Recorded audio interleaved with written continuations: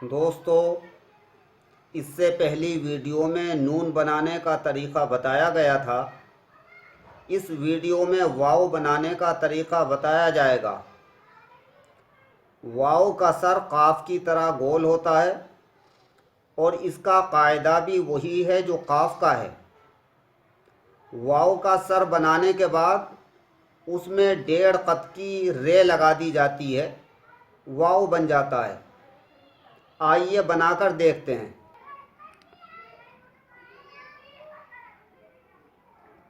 واو کا سر بالکل قاف کی طرح گول ہوتا ہے۔